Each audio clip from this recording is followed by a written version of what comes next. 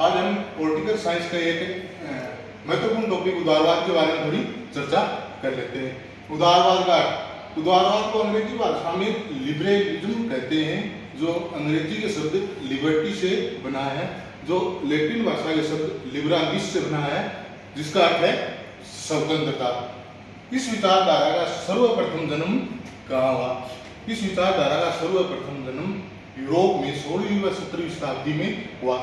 Europe में उस समय पोप और राजा दोनों का शासन था। जनता का भी नैतिक पतन हो चुका था और पोप और राजा दोनों ईश्वर के नाम पे लोगों को डराते थे और उन पे शासन करते थे, उन पे अत्याचार करते थे। उसी समय इंग्लैंड में एक महान विचारक का जन्म हुआ, जिसका नाम था जॉन लोक। जॉन लोक ने यह कहकर यूरोप में तहलका मचा दिया कि सभी व्यक्ति पैदाइशी समान है, सभी व्यक्तियों को ईश्वर ने भेजा है। पोप ने कहा कि व्यक्ति है वो दुष्ट आत्मा है, उस पर शासन करने के लिए, उन्हें सुधारने के लिए मुझे ईश्वर ने धरती पे भेजा है। राजा भी यह कहता था कि अगर राजा दुष्ट है, पापी है, तो भी उसकी आज्ञा का पालन करना चाहिए, क्योंकि व्यक्तियों ने पिछले जन्म में कुछ बुरे कार्य किए होंगे, इसलिए उनको दुष्ट राजा मिला है। लेकिन उदारवाद है वो ये मानता था कि व्यक्ति विवेकशील प्राणी है और वह अपना अच्छा और बुरा स्वयं सोचता है।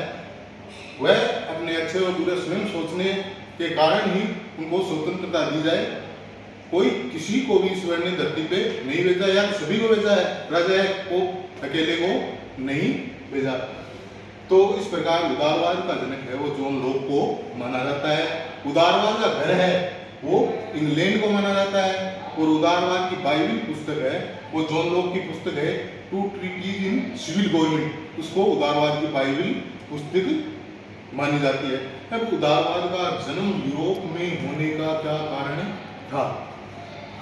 एशिया में क्यों नहीं हुआ, भारत में क्यों नहीं हुआ, चीन में क्यों नहीं हुआ उदारवाद का जन्म, यूरोप में ही क्यों हुआ? इसका सबसे महत्वपूर्ण कारण यह है कि यूरोप में सर्वप्रथम धर्म सुधार आंदोलन हुए। धर्म सुधार आंदोलन के फलस्वरूप पुनर्जागरण की क्रांति आई, औद्योगिक क्रांति आई। औद्योगिक क्रांति के कारण मध्यम वर्ग का जन्म हुआ, जो अपनी स्वतंत्रता के लिए अधिक सजग था। इसके कारण सर्वप्रथम उदारवाद का जन्म यूरोप में हुआ। और उदारवाद का जन्म जॉन लोक को कहने के पीछे क्या कारण था? उदारवाद का जन्म जॉन लोक को कहने के पीछे का कारण यही था कि वह संसदीय शासन का समर्थन करता था और इसके साथ उदारवाद का जनक जॉन लोक को कहने का कारण यह भी था कि वह संसदीय शासन के साथ साथ सरकार बदलने की शक्ति भी जनता को देता था। उदारवाद की विशेषताएं। उदारवाद के अनुसार व्यक्ति है वो स्वतंत्र है, तार्किक है, अपने अच्छे व बुरे स्वयं सोच सकता है। वो लेसिज्म का एक सिद्धांत है, उसका समर्थन करते हैं। उसके अनुसार व्यक्ति को खुला छोड़ देना चाहिए, अगर वो अच्छा करेगा तो वो उसका है, बुरा करेगा तो वो उसका है। जिस प्रकार बर्लिन महोदय ने कहा कि व्यक्ति पर सरकार किसी भी तरह का प्रतिबंध नहीं लगाए, अगर वह फिर मछली की तरह तैर नहीं सकता, पक्षी की तरह उड़ नहीं सकता, तो फिर वह व्यक्ति की गलती होगी, सरकार की गलती नहीं होगी। तो उदारवाद वैश्विक रूप से व्यक्ति की तर्क और स्वतंत्रता का समर्थन करता है। अब है उदारवाद के प्रकार। उदारवाद के मुख्य दो प्रकार माने जाते हैं। पहला है नकारात्मक उदारवाद। नकारात्मक उदारवाद राज्य के न्यूनतम कार्य क्षेत्र का समर्थन करता है, व्यक्ति की स्वतंत्रता की बात करता है, व्यक्ति को तर्कशील और स्वतंत्र मानता है। इनके अनुसार राज्य का काम केवल बाहरी आक्रमणों से रक्षा करना और आंतरिक शांति बनाए रखना है।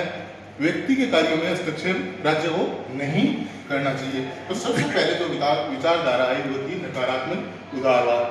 नकारात्मक उदारवाद आते आते 18वीं शताब्दी के मध्य तक आते आते इसमें कुछ कमियां होने लगी और नकारात्मक उदारवाद के कारण एक नई विचारधारा का जन्म हुआ, जिसे पूंजीवाद कहते हैं। पूंजीवाद के कारण कुछ लोग ज्यादा अमीर होते गए और कुछ लोग ज्यादा गरीब होते गए। अमीर और गरीब की खाई बढ़ने लगी। उसी समय जर्मनी में एक महान विचारक का जन्म हुआ, जिसे कार्ल मार्क्स कहते हैं। वो एक नई विचारधारा लेके आए, जिसे कहते हैं साम्यवाद या समाजवाद।